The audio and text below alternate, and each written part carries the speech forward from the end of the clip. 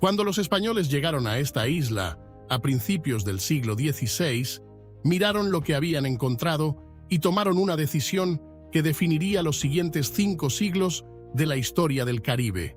La llamaron Isla Inútil, sin oro, sin plata, sin exuberantes bosques tropicales que produjeran los cultivos necesarios para justificar la construcción de un imperio. El suelo era demasiado seco y delgado para la agricultura a gran escala. Las lluvias eran demasiado irregulares. El interior era matorral y disperso, cubierto de plantas resistentes a la sequía que se habían adaptado a condiciones que la mayoría de los seres vivos no podrían sobrevivir. Así que se fueron. Se llevaron a los indígenas caquetíos que habían vivido aquí durante miles de años. Los transportaron por la fuerza para trabajar en las minas españolas del continente y se alejaron navegando de una isla que habían decidido que no valía nada. Los holandeses miraron la misma isla y vieron algo completamente diferente. No el suelo, no el oro, un puerto. La bahía de Santa Ana, en la costa sur de la isla, se abre a uno de los mejores fondeaderos naturales de aguas profundas de todo el Caribe. Barcos de cualquier tamaño podían entrar y refugiarse de forma segura. La bahía estaba protegida de las peores condiciones climáticas del Atlántico. Su ubicación, situada a solo 65 kilómetros de la costa de América del Sur, lo suficientemente cerca como para ver la costa venezolana en un día despejado, la situaba directamente en las rutas marítimas más importantes que conectaban el Caribe con las Américas y con Europa. En 1834, la Compañía Neerlandesa de las Indias Occidentales tomó la isla por la fuerza de manos de la guarnición española que se había quedado allí, casi como una idea tardía, para mantener la posesión nominal de un territorio que nadie se había molestado en desarrollar realmente. Los españoles se rindieron. Los holandeses empezaron a construir. Lo que levantaron, en una isla que los españoles habían descartado por inútil, se convirtió en uno de los centros comerciales más importantes de todo el mundo atlántico. Una ciudad cuyo centro histórico es hoy Patrimonio de la Humanidad de la UNESCO, una cultura que combina influencias africanas, europeas y latinoamericanas en algo que no existe en ningún otro lugar de la Tierra. Una lengua, el papiamento, que se desarrolló a partir del choque de al menos 6 tradiciones lingüísticas diferentes y que hoy habla casi cada persona en la isla, y un pasado honesto, complejo e imposible de separar de la belleza de los coloridos edificios que se alzan sobre él, que esta isla ha pasado siglos aprendiendo lentamente a mirar de frente. Esto es Curazao, la isla que nadie quería, que se convirtió en un lugar diferente a cualquier otro rincón de la Tierra.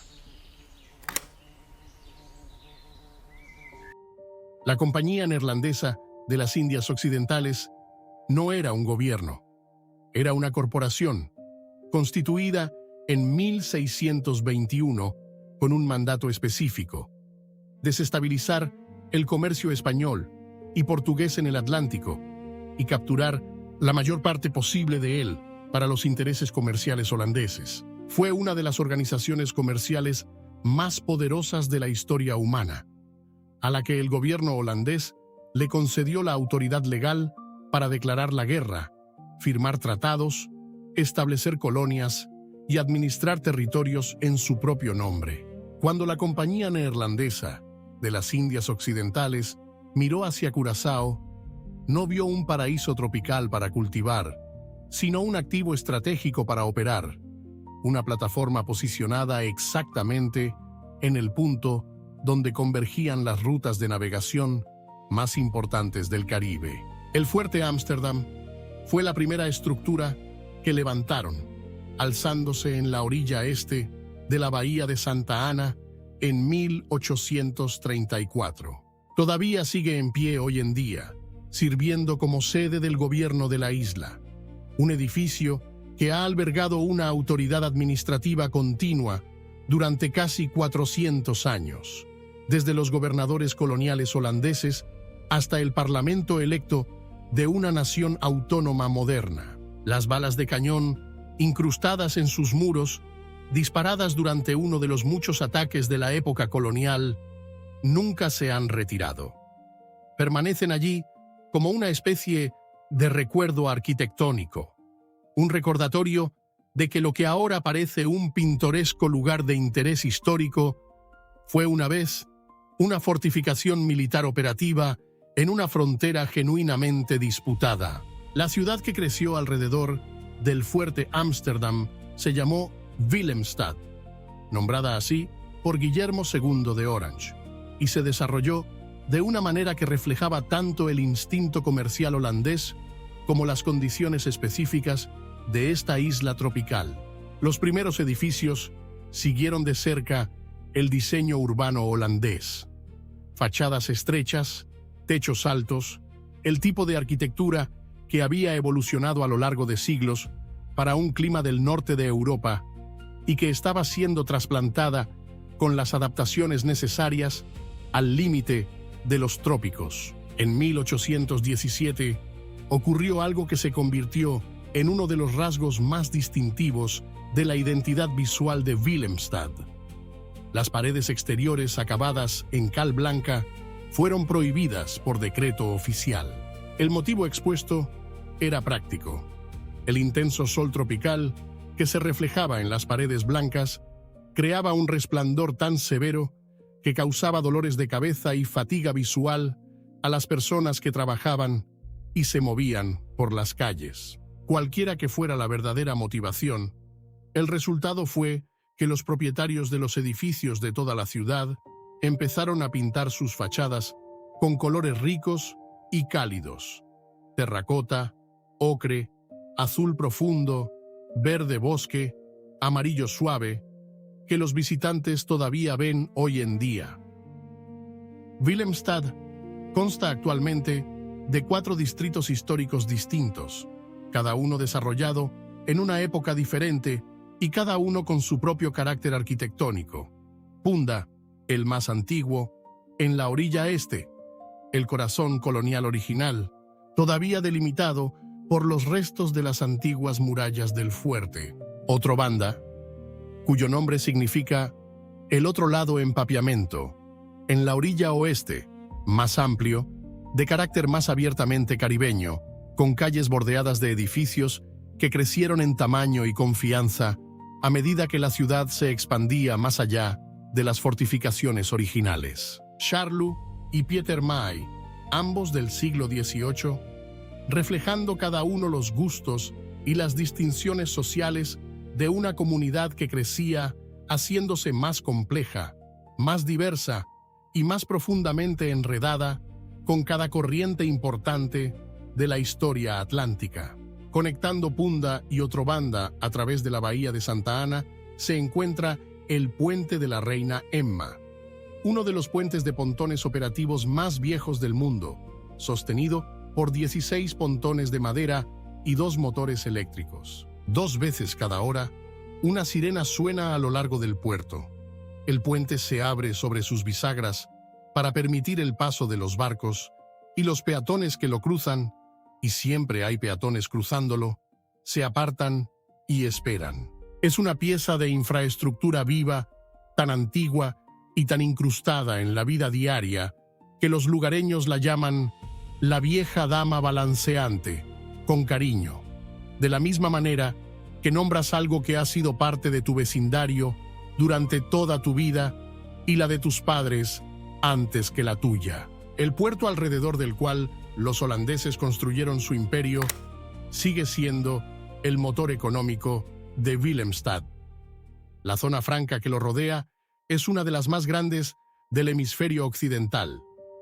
La carga se mueve a través de Schottegat continuamente. La infraestructura que la Compañía Neerlandesa de las Indias Occidentales comenzó en 1834 simplemente nunca ha dejado de ser útil.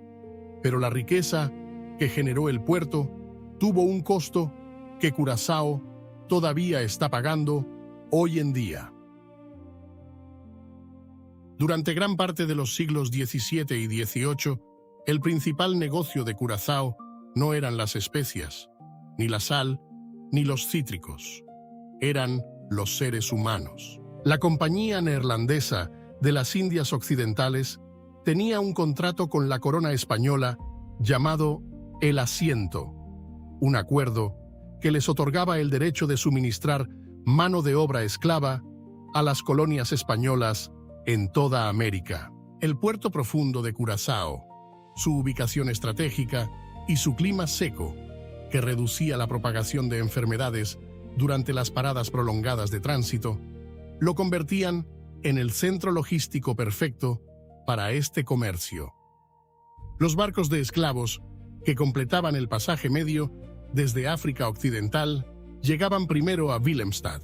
Las personas que transportaban, que habían sobrevivido a semanas en el mar en condiciones de una brutalidad casi inimaginable, eran desembarcadas aquí antes de ser vendidas y transportadas hacia sus destinos finales en todo el Caribe y las Américas. El lugar del mercado de esclavos original en Willemstad alberga ahora el Museo Cura Julanda, una de las pocas instituciones del Caribe que se enfrenta a esta historia con una franqueza genuina. Dedica un espacio significativo no solo a la historia del comercio en sí, sino a las civilizaciones, los reinos, el arte y las estructuras políticas de los pueblos africanos que fueron capturados.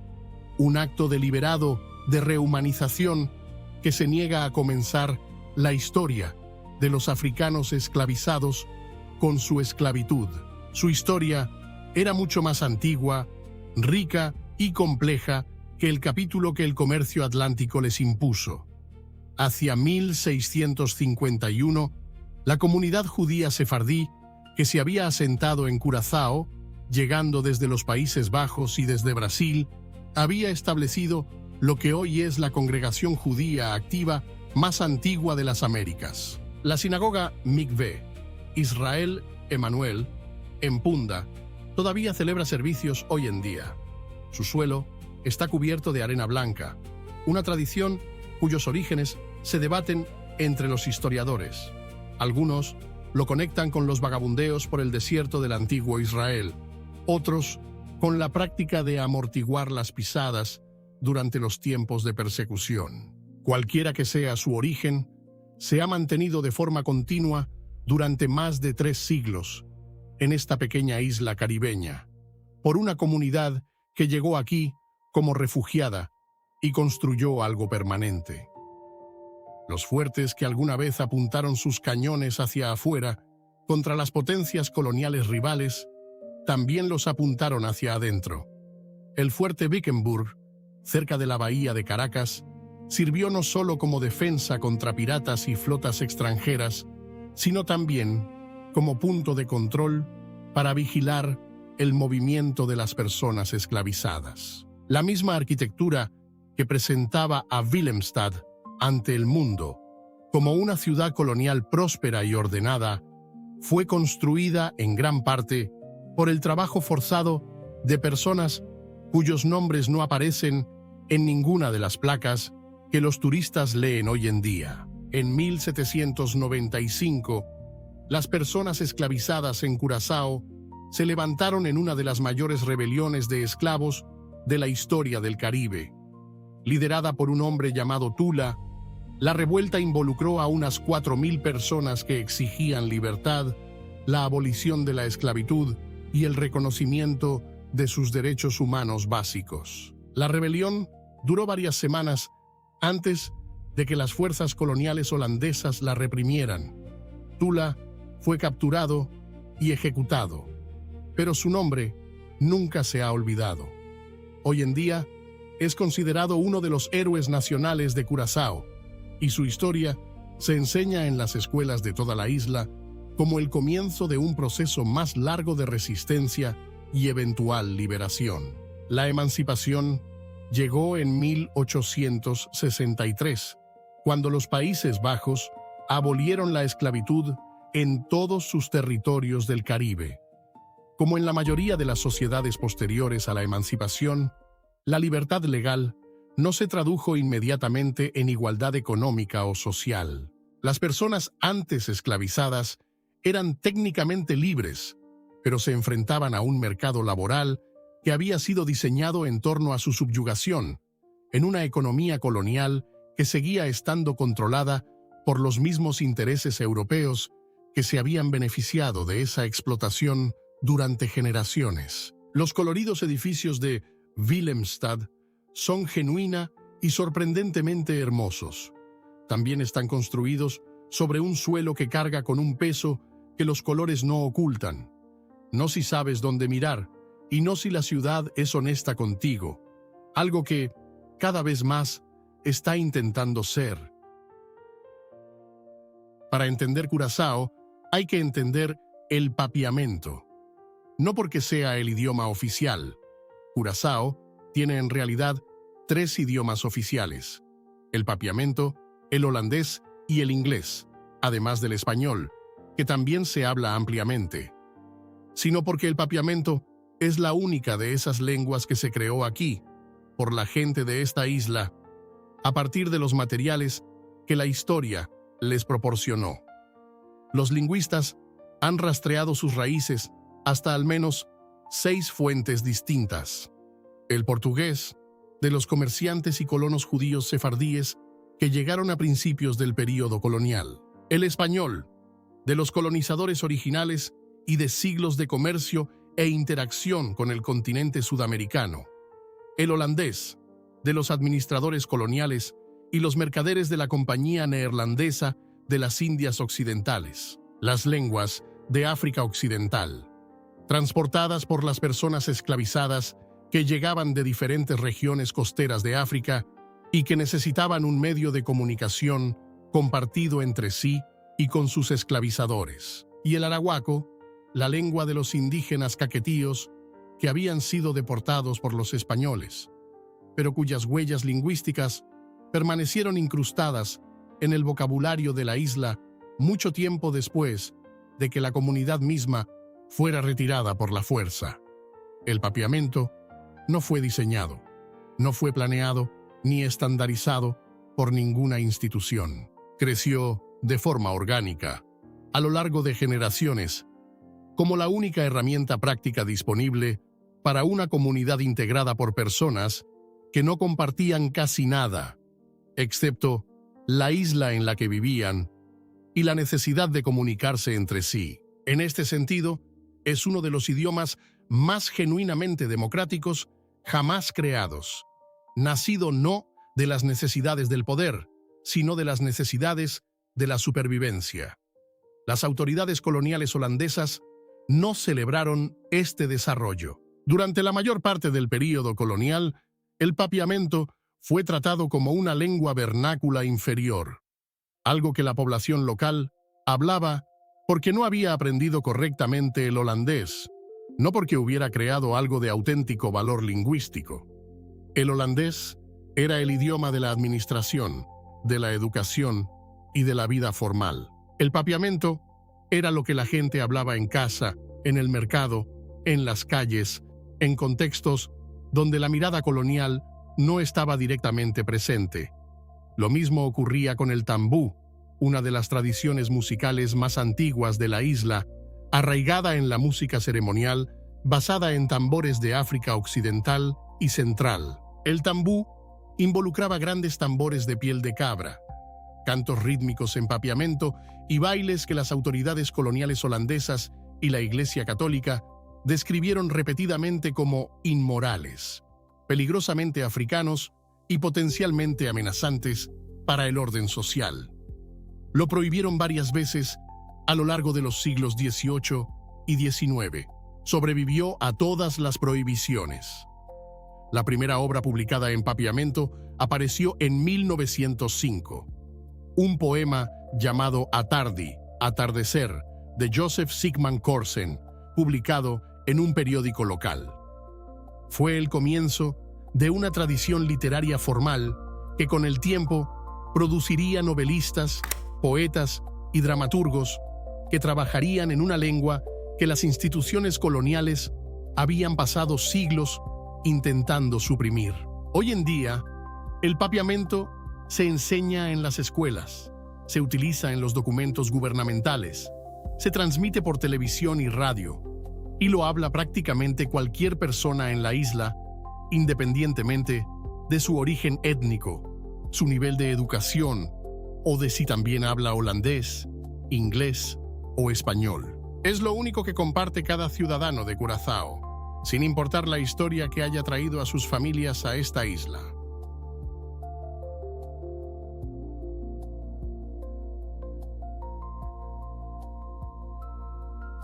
A principios del siglo XX, ocurrió algo bajo la superficie de la vecina Venezuela que reconfiguraría la economía de Curazao de forma más drástica que cualquier otra cosa desde el comercio de esclavos. Petróleo. Los vastos campos petrolíferos descubiertos en la cuenca de Maracaibo en Venezuela a partir de la década de 1910 necesitaban un lugar para ser refinados y embarcados. El puerto profundo de Curazao, su proximidad a Venezuela, lo suficientemente cerca como para verla en un día despejado, y su infraestructura existente como importante centro marítimo, la convertían en la opción obvia. La empresa Royal Dutch Shell construyó en la isla una refinería que, en su apogeo, fue una de las más grandes del mundo. Hacia la década de 1940, la economía de Curazao se había transformado, pasando de ser un puesto comercial que operaba en los márgenes del comercio global a un nodo crítico en la infraestructura petrolera mundial. La refinería trajo prosperidad. También trajo una desigualdad que era imposible de ignorar. Los puestos técnicos y de gestión bien remunerados en la Shell estaban ocupados de forma abrumadora por expatriados holandeses y europeos.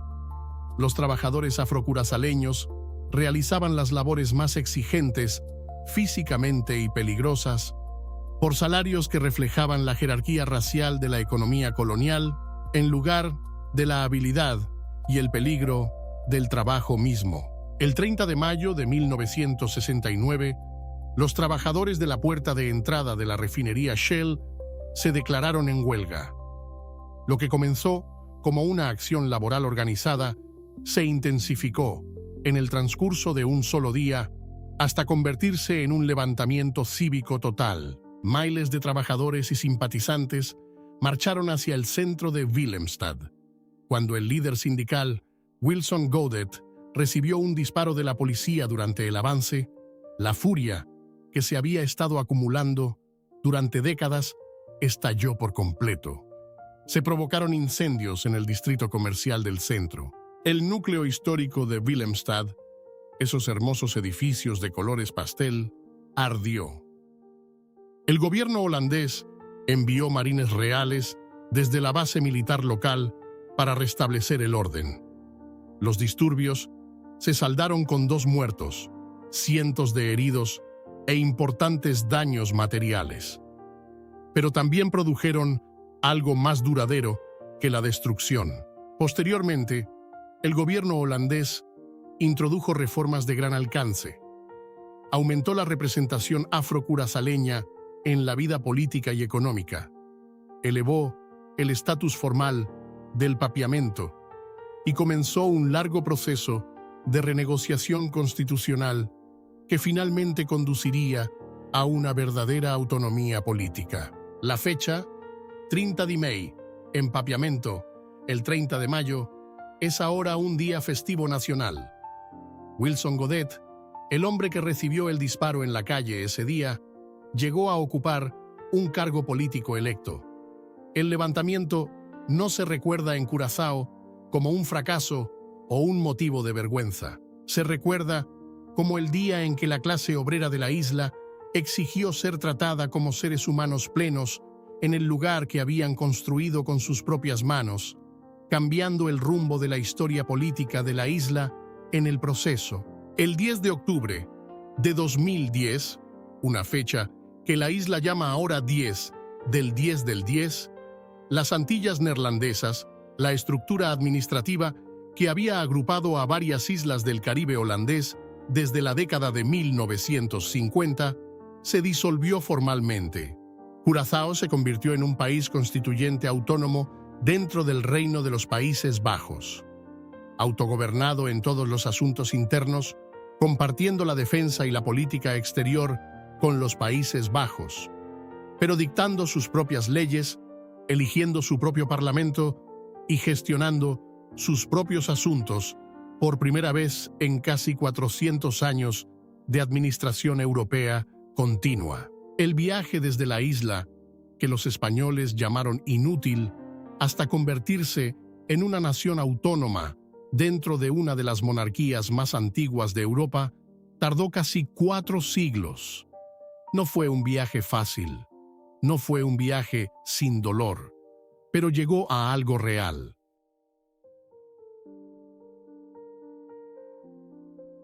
Camina hoy por Willemstad y te encontrarás con una ciudad que no ha resuelto sus contradicciones, sino que ha aprendido a cargarlas abiertamente. Los cruceros atracan cerca del mercado flotante, una colección de barcos pesqueros venezolanos amarrados permanentemente a lo largo del canal Waigat, que venden productos frescos que llegan por mar desde el continente sudamericano a 65 kilómetros de distancia.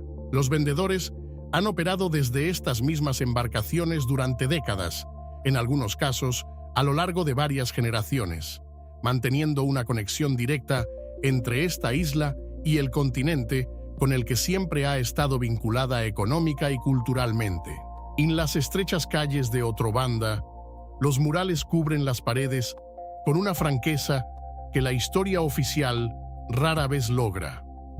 Una mujer negra, con una corona de flores, te devuelve la mirada desde una fachada pintada cerca de Bredestraat, con una expresión firme e inquebrantable. Los colectivos de arte callejero han convertido los muros del barrio en un registro público continuo, honrando a los antepasados, criticando los legados coloniales y documentando historias que las placas de los edificios históricos han dejado fuera sistemáticamente. Los edificios fueron construidos con el trabajo de personas esclavizadas cuyos nombres no fueron registrados. Los murales están completando parte de lo que fue borrado deliberadamente. El Festival de Arte Callejero Calla Calla, que se celebra anualmente en Otrobanda, atrae a artistas de todo el Caribe y más allá, añadiendo nuevas capas a una conversación visual que el barrio ha mantenido consigo mismo y con sus visitantes durante años. Los murales de cada año se superponen a los de los anteriores. Las nuevas imágenes dialogan con las antiguas, mostrando una ciudad en continuo diálogo con su propio pasado. La economía que sostiene a esta ciudad hoy en día ya no es principalmente la refinería de petróleo, la cual ha pasado por varios periodos de actividad reducida a medida que la industria petrolera venezolana, de la que dependía, ha enfrentado sus propias crisis. El turismo, los servicios financieros y el papel continuo del puerto como centro marítimo regional se han convertido en los pilares principales. El gobierno ha estado aplicando activamente lo que llama una política de brazos abiertos, buscando atraer empresas tecnológicas internacionales e inversiones extranjeras para diversificarse más allá de las industrias tradicionales. En cuanto a los niveles de vida, Curazao se sitúa notablemente bien en la región. El Producto Interno Bruto per cápita, ajustado al poder adquisitivo, la sitúa entre las economías de mayores ingresos del Caribe. Los niveles de educación se encuentran entre los más altos del Caribe holandés. El carácter multilingüe de la isla, donde la mayoría de los curazaleños pasan con fluidez del papiamento al holandés, al inglés y al español, según el contexto, le confiere una cualidad cosmopolita que se siente ganada en lugar de actuada, el resultado natural de 4 siglos de estar en la intersección de culturas que nunca se separaron por completo. El carnaval que se celebra cada año en Curazao es uno de los más grandes y elaboradamente producidos del Caribe. Una celebración a todo color y a todo volumen que se nutre simultáneamente de las tradiciones africanas, latinoamericanas y europeas, porque las tres forman parte de lo que esta isla realmente es: bandas de tambores de acero y orquestas de metales, disfraces elaborados construidos durante meses por grupos de vecinos que se toman la competición tan en serio como cualquier evento atlético profesional, letras en papiamento que pueden contener comentarios sociales, humor, historias de amor y críticas políticas dentro de la misma canción, porque el idioma es lo suficientemente flexible como para albergar todo ello. Los colores de Willemstad no son un disfraz, no son una forma de hacer que algo oscuro parezca alegre. Son, en cambio, exactamente lo que la ciudad siempre ha sido: una superficie que cubre algo extremadamente complejo, que recompensa a cualquiera dispuesto a mirar más allá de la primera impresión.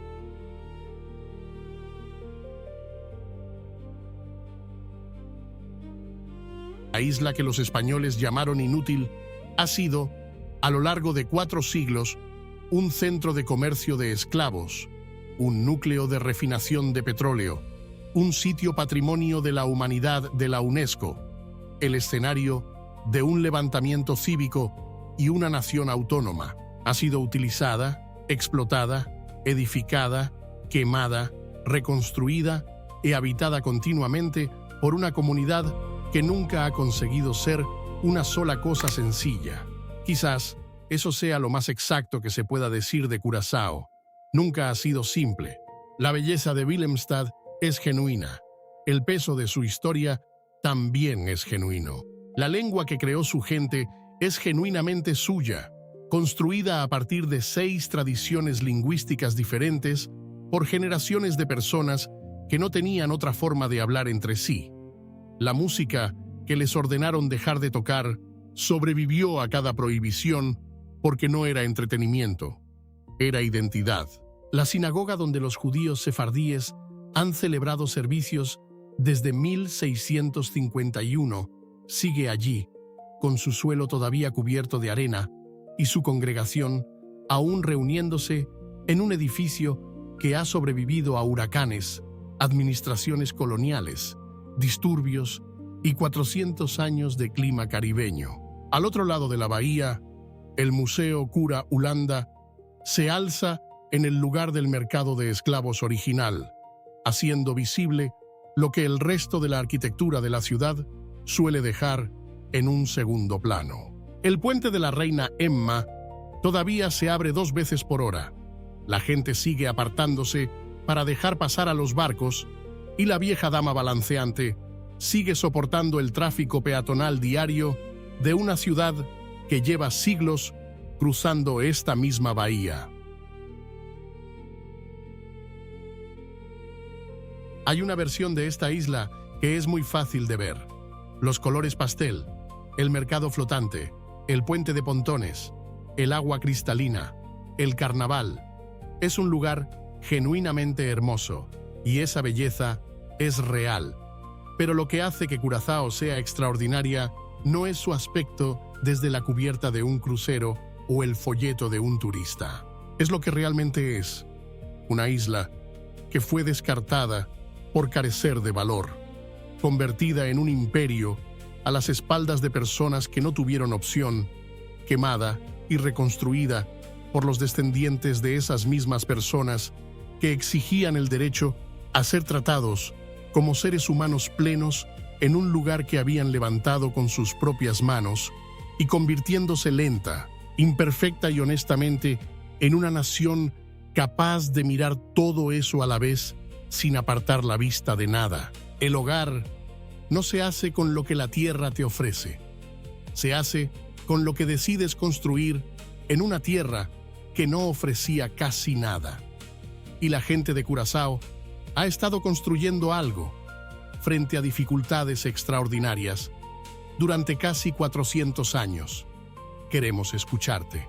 Si te pararas hoy en el puente de la Reina Emma, contemplando los colores de Willemstad reflejados en la bahía de Santa Ana, sabiendo todo lo que el suelo bajo esos edificios ha presenciado, ¿qué sentirías? Cuéntanos en los comentarios. Leemos cada uno de ellos. Si esta historia cambió tu forma de pensar sobre los lugares hermosos y las historias complicadas, compártela con alguien que necesite esa pregunta. La próxima semana iremos a un lugar que la propia tierra intentó recuperar. Una costa donde el suelo se ha abierto 2 veces en la memoria viva y donde una comunidad está eligiendo por segunda vez reconstruir lo que perdió. Allí estaremos. Nos vemos allí.